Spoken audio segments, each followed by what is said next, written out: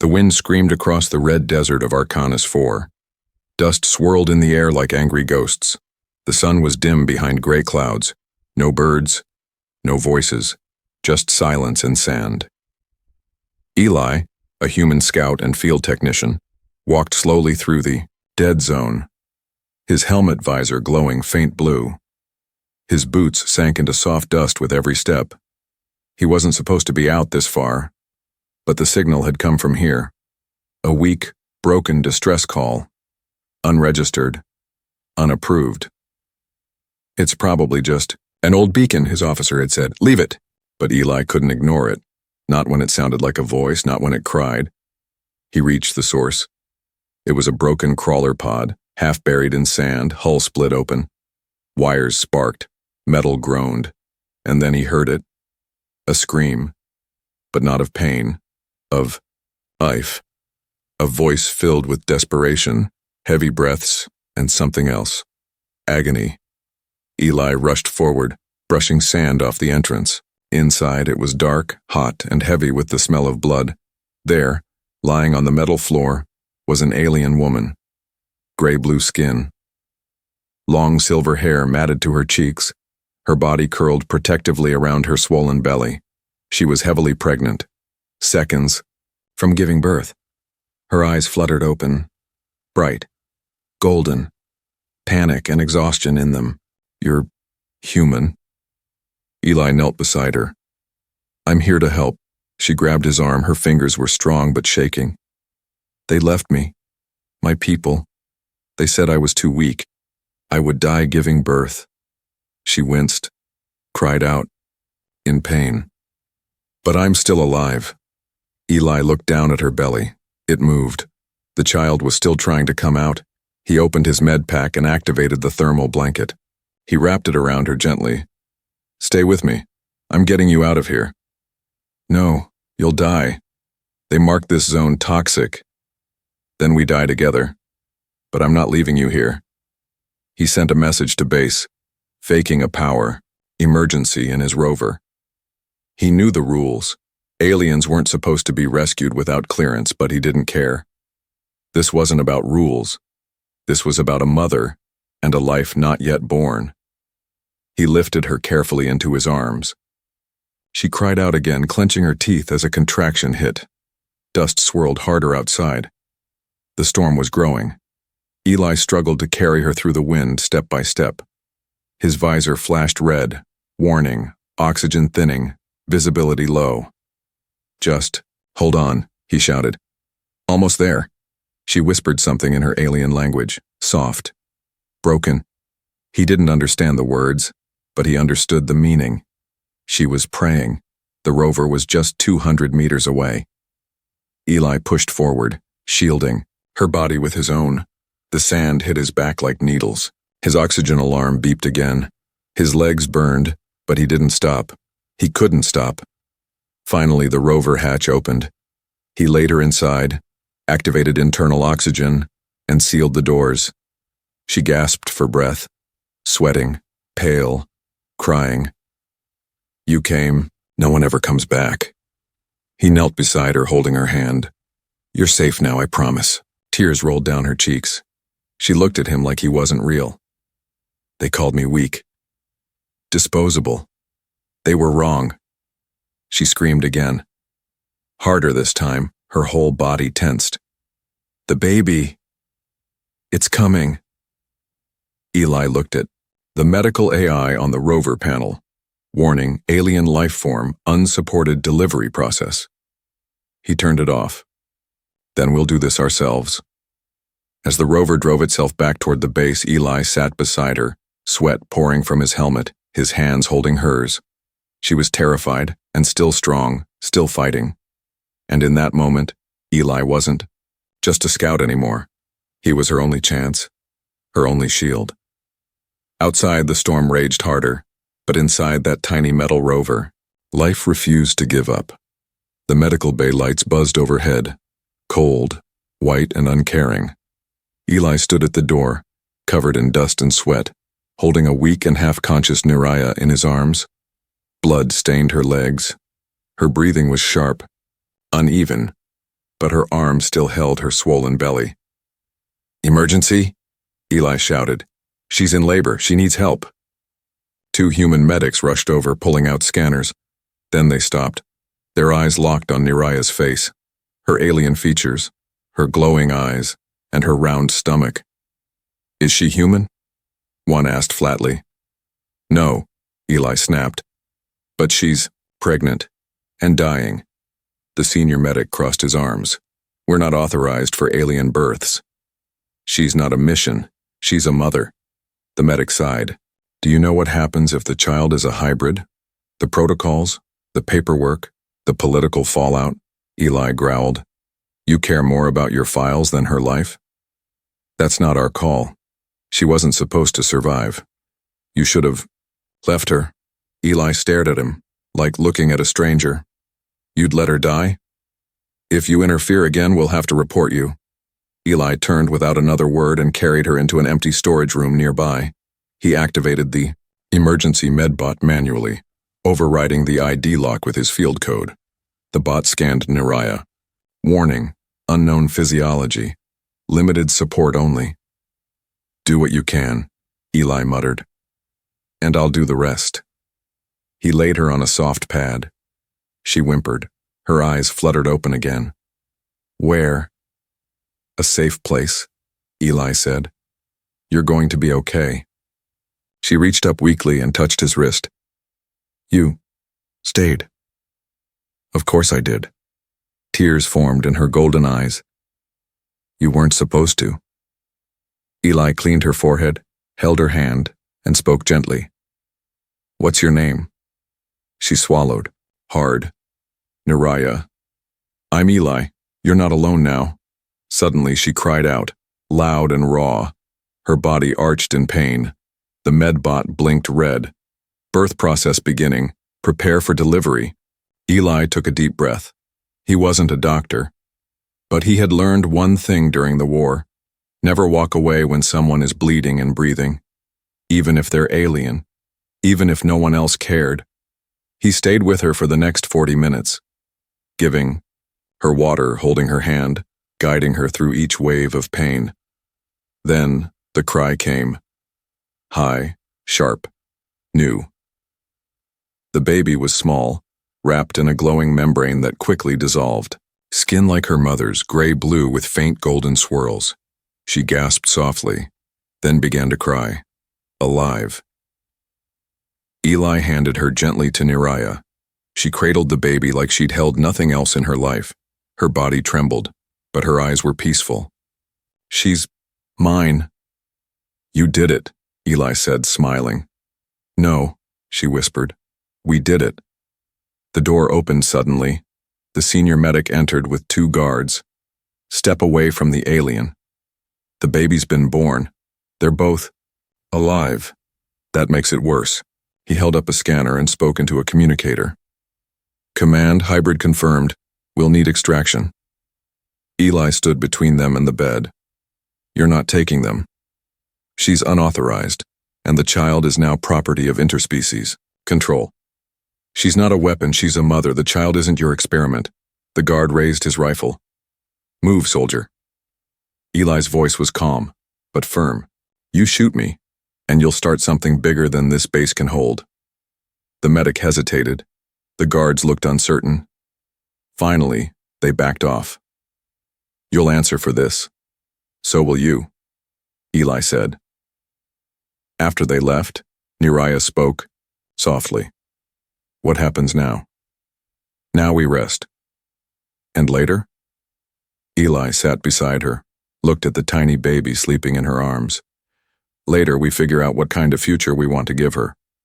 Neraya looked at him, not with fear, not as a savior, but as someone who didn't leave and never would.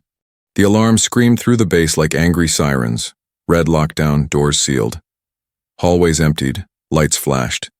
Eli stood in the small supply room, staring at the screen near the ceiling. "Security alert?" he muttered. Now, behind him, Neraya lay on the emergency bed, her skin pale and sweating. Her breath came short and quick. "Eli," she whispered, eyes wide. "It's time." He turned fast, She clutched her belly, tight, firm, and shaking. The baby. It's coming now. He rushed to her side. Breathe, just like before. No time, she gasped. It's too soon. Outside, voices shouted down the hall. Someone banged on a nearby door. Anyone in medbay, respond. We're sealing Sector 3. Eli cursed under his breath. They're locking down the wing. He grabbed the medkit and tapped the interface. Bot offline again. Great. He looked at her, then at the ceiling, then back at her. All right, he said, taking a deep breath. We do this the old way. Neriah cried out again, louder now. Her nails dug into the bedding. Sweat rolled down her temples. I can't. Yes, you can, Eli said. You've already survived more than anyone I know. It's not just pain, it's fire, inside, like my body is tearing open. Eli grabbed her hand. Then I'll hold you together. He quickly sanitized. His hands placed clean towels beneath her and opened the delivery tools with trembling fingers. Okay. When the next contraction hits push, she gritted her teeth. Why are you still here? Because I told you I don't run. The scream that came next was deep. It wasn't just pain. It was release. Her body shook. Her legs tensed. Eli supported her with both arms. You're doing amazing. It hurts, Eli. I know. Just a little more. A minute passed, then 2. Then, I can see the head, he said, voice tight. Then take her, Neriah shouted. With one final push, Neriah screamed so loud the doorframe shook, and then, a cry. Not hers, not his, but soft. New. Alive. Eli's hands trembled as he lifted the tiny, glowing-skinned infant. The child blinked once, then let out a high-pitched wail. She's perfect, Eli whispered. He quickly wrapped the baby in a warm towel and handed her to Neriah. Neriah took her daughter with both arms, pulling her close. Her body still shook. Her face was pale, but her voice, it was peace. I can feel her heartbeat. Eli sat beside her, shoulders dropping. You did it. No, she said softly, looking up at him. We did. Just then, the comms sparked. A voice cracked through the static. All personnel report unauthorized medical use detected in Sector 3. Eli's eyes narrowed. They're coming. For her? Neriah asked, voice tightening. Or for you? Or both? Neriah looked down at the child. In her arms, she kissed the baby's forehead. They won't take her. Eli stood, walked to the door, and locked it manually. Then we make a choice. He looked back at her. You once said your people left you behind, because they were afraid I'd die. But you didn't. Because you didn't. Eli opened the wall panel and pulled out a wrapped packet. Inside, 2 fake IDs, a small credit chip, and a tracker jammer. Neriah looked at the items, then at him. What is this? Our backup plan. You were planning to run? I was planning to protect you. Neriah's hand trembled as she held her daughter close. She looked up at him. Then I need to tell you something. What? She reached for his wrist with her free hand, bit down, soft, firm, deliberate. Eli gasped. What the hell? In my culture, she said, breath shaking, when a woman is in labor and trusts a male to stay with her through the fire, she binds him. Binds? It means you are the father now, not by blood, but by bond. Eli stared at her, then looked at the baby, then back at Neriah. Well then, he knelt beside her and placed his hand over the baby's back. Let's make sure this little family survives. The baby slept peacefully, her tiny hands curled against Neriah's chest, her skin glowing faintly in the dim medical light. For a few hours there was peace. But peace never lasted long. Eli stood near the door, checking the manual lock for the 5th time. His weapon was charged. His heartbeat? Fast. He looked at Neriah, still pale, still weak, but now holding her child like a shield of light. They'll come soon, he said softly. She nodded. Let them. The door buzzed, then a hard knock, then a voice, cold, clear, official. Open this door, soldier, now. Eli didn't move. We know the hybrid was born. Command has authorized immediate transfer. That child is now under Section 9 custody. Naraya's arms tensed around her baby. What does that mean? They want to take her, Eli replied. For testing, for control. She's not a weapon. They don't care. Another voice joined on the speaker. Commander Trell, unfeeling, famous for being efficient. You're obstructing a classified operation, Eli. Step away from the alien, place the child in the transport pod. Eli glanced at Naraya, then back at the door. No. That's an order. I'm not following that one. There was silence for a second. Then, you are now considered rogue. A red light blinked over the door. They were sealing the sector. Eli turned back to Naraya, knelt beside her. We don't have time. I need to get you both out. They'll chase us. Then we make them earn it. He pulled out a small metal chip from his boot. I have one escape clearance. It was supposed to be for emergencies only. This isn't an emergency? She asked, raising an eyebrow. This is beyond emergency. This is family. She stared at him. You mean that? Every word. Suddenly the outer wall shook. They were trying to cut through. Naraya sat up straighter, her strength returning. In my old world, she whispered, a child born in battle is seen as cursed. Here, Eli said, we call them survivors. She kissed her daughter's forehead, then let her survive with her mother. Eli moved fast. He activated.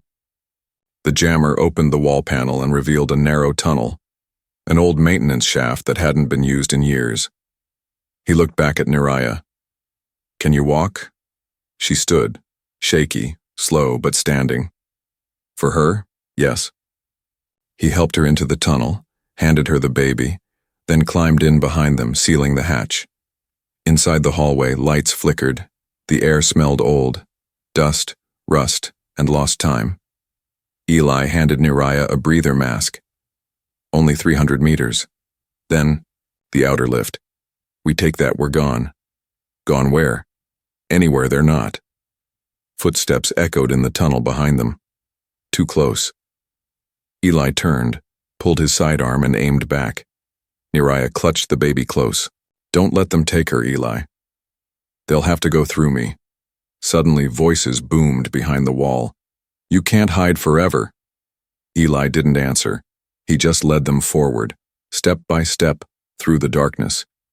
They reached the lift station. Eli tapped the panel. Come on, come on. The panel flickered, blinked, then turned green. The lift door slid open. Go, he said. Naraya stepped inside with the baby. Eli turned to follow, when a blast hit the tunnel wall behind him. Soldiers flooded in. Stop! They raised weapons. Eli raised his hands. She's gone already. You're too late. But, before they could shoot, Naraya stepped back out of the lift, eyes glowing, back straight, baby still in her arms. You want her? She shouted. Then say it, say out loud you want to steal a mother's child. Even the soldiers hesitated. One of them lowered his weapon. Commander, this isn't right. Commander Trell barked through the comm. She's an asset. But no one moved, because in that moment, she didn't look like an asset. She looked like a mother. And Eli? He stepped beside her, took her hand, looked at every soldier. You follow orders, or you follow what's right. No one fired. No one stopped them. They stepped into the lift. The doors closed, and the screen blinked green. Passage approved. As they rose, Eli looked at Naraya. You came back for me. You came first, she said. I followed your example. He smiled and looked at the child sleeping in her arms. She doesn't know it yet, but she just started a revolution. The desert wind howled like a warning. A stolen hoverbike cut across the red sands of Arcanis 4, leaving behind a trail of dust and heat. Eli gripped the handles tightly. His arms ached, his eyes stung from sand. Behind him sat Neriah, holding her newborn child against her chest with both arms. The baby didn't cry, but Eli knew. They were running on borrowed time. "How far to the canyon?" Neriah asked over the wind. "Maybe 10 kilometers, if this bike doesn't break before that." "And after the canyon?" "We disappear." The map on Eli's wrist screen blinked red. Warning. Base tracking. In progress. One airborne drone approaching, he cursed under his breath. "We've got company." Neriah looked up. One black dot in the sky, fast, sharp, cutting through clouds. "How long?" 2 minutes, maybe less. "Then we find cover." He veered off the main path, heading for a series of jagged rocks. The terrain was rough, dangerous, but it was their only chance. The drone's shadow passed overhead. A loud ping echoed. They were marked. "Keep the baby low," Eli shouted. "She's safe," Neriah replied, wrapping herself tighter. Behind them, a flash. A laser pulse hit the ground where the bike had just been. Sand exploded into the air. Eli swerved hard, barely keeping control. "That was a warning shot," he said. "The next won't be." They reached the canyon edge, a steep drop carved by wind and time. Sharp paths cut into the rock. Eli stopped the bike and jumped off. "On foot now." "I can't run," Neriah said. "You don't have to. Just stay close." He lifted the baby pack from the storage bay, an old military carrier meant for supplies. Now it would carry a child. He secured the baby gently to his chest. Neriah stared at him. "You're carrying her?" "We share the weight now." They began the climb down into the canyon. Slow, careful steps. The drone hovered above, scanning, but couldn't follow. Too tight, too narrow. They were out of its reach, for now. They rested in a cave midway through. Eli set a solar blanket over the entrance. Neriah collapsed beside him, exhausted. The baby slept between them. "Why do you keep going?" she asked. Eli looked up at the canyon ceiling. "Because I've seen too much taken from people who had no one to stand for them. And now? Now I stand for both of you." Neriah was quiet for a moment, then she whispered, "You're more father than any male I've ever known." Eli didn't respond. He just placed a hand gently on the baby's back. Her tiny chest rose and fell. Alive. Safe. For now. The night grew, colder. They huddled close. No fire, no light, only breath and silence. By morning, the tracker beeped again. 2 pursuit vehicles inbound. ETA, 5 minutes. Eli stood. "Time to move." Neriah rose slowly, her legs still sore, but she nodded. "Let's end this chase." They climbed toward the far edge of the canyon where an old satellite tower stood. Eli had disabled it months ago, but now it was their only chance. He opened the panel and began rewiring fast. "If I can get it working, I can send a burst signal, scramble our ID tags, wipe our trail. And if not, then we stand and fight." The wires sparked. The panel blinked. "Reactivating." He grinned. "Come on, old girl." Then, the roar of engines. 2 black vehicles raced into the canyon below. Dust clouds. Soldiers. Armed. Ready. "They found us," Neriah said. "Then we stall them." He pressed the final key. Scramble signal sent. ID wiped. The system shut. Down. Their trace. Gone. But the soldiers didn't care. They were already climbing. Guns drawn. Eli handed Neriah the small backup blaster. "You protect her." "And you?" "I make sure they don't get past me." She looked at him, then leaned forward and kissed his forehead. "You are not just a man," she whispered. "You are the beginning of her world." He smiled, stepped out of the cave, and raised his weapon. As the soldiers approached, they didn't see a frightened human. They saw a father standing between them, and the only family he had left. The wind was quiet now. The red skies had turned. Soft blue as Eli guided the broken crawler across the edge of the wildlands, an old zone abandoned after the first colony wars. His hands ached. His back burned, but behind him, Neriah and the child slept soundly. And for Eli, that was enough. They reached it just before sunset, a half-buried survival dome, hidden behind rocks and dry trees. The entrance creaked as it opened, rusted, bent, but still standing. Inside it was cold, dark, silent, but still a shelter, a place safe for now. Eli helped Neriah down from the crawler. She moved slowly, every step heavy. "You okay?" he asked.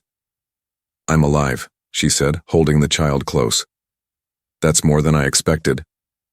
Inside the dome, he checked the systems. No power, no water, but the structure was stable. He pulled off his gloves, knelt beside the wall panel, and began wiring. Neriah laid the baby down on a padded storage crate, wrapping her in the last clean blanket. "She hasn't cried since yesterday," Neriah whispered. "She's strong," Eli said, not looking up. "But she's hungry. I'll figure something out."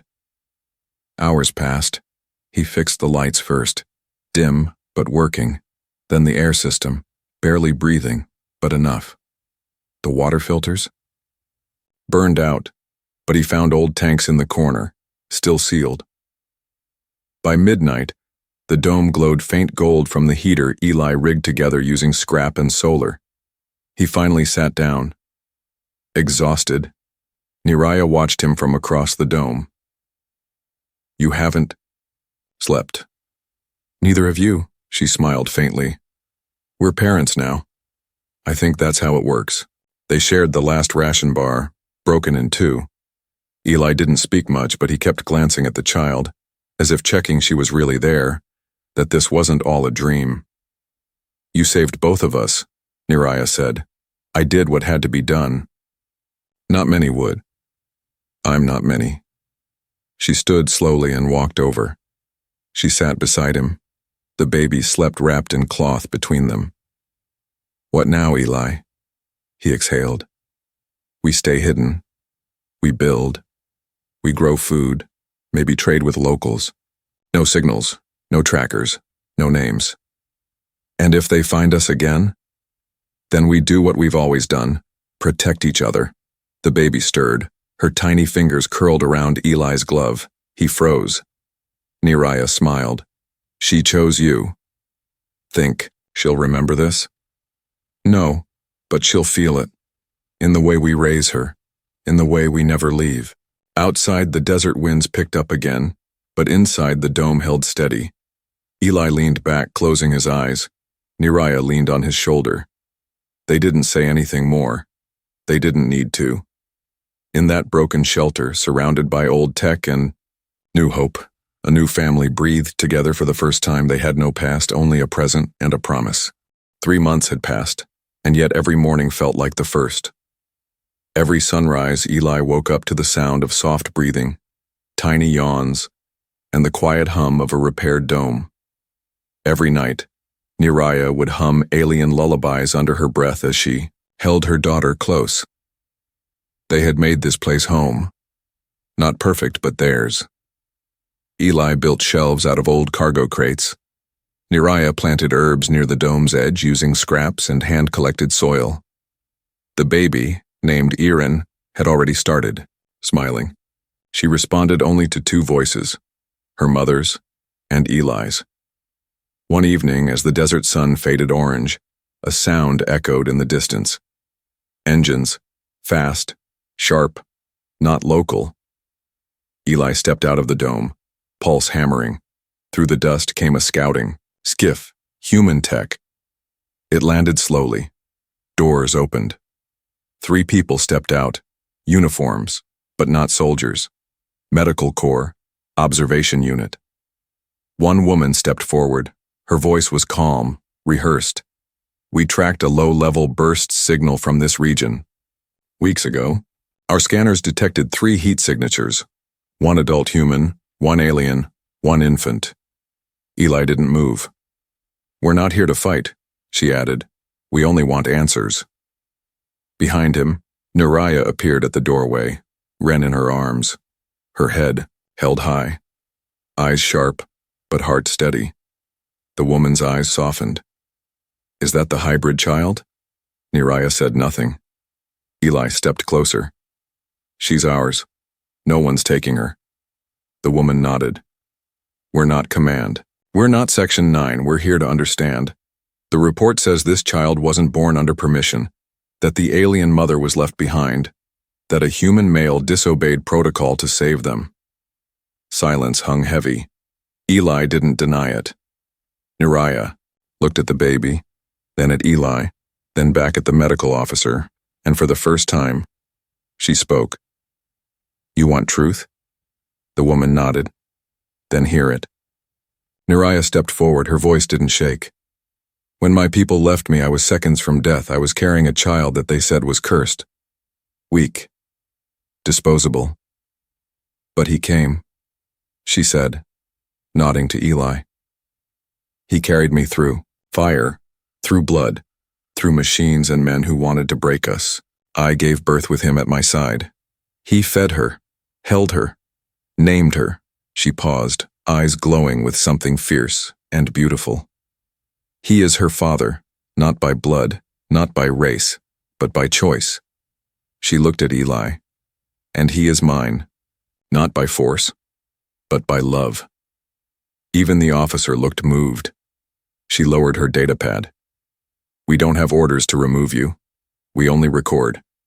If you speak this as fact, we log it, and we leave it." Eli looked at Neriah. She gave a small nod and whispered, "Let the galaxy know. This is how new life begins." The team left silently. No arrests. No threats, just silence and respect. That night, Eli sat outside the dome. Erin lay asleep inside, her small fingers curled around the edge of his old shirt. Neriah sat beside him, shoulder to shoulder. They said nothing for a long time. Then she spoke.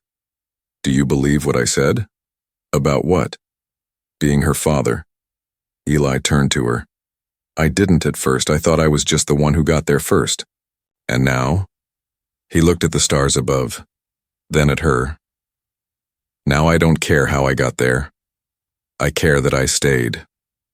Neriah leaned her head on his shoulder. "Then let me say it again. This time, not for them. Just for us." She reached for his hand, squeezed it gently.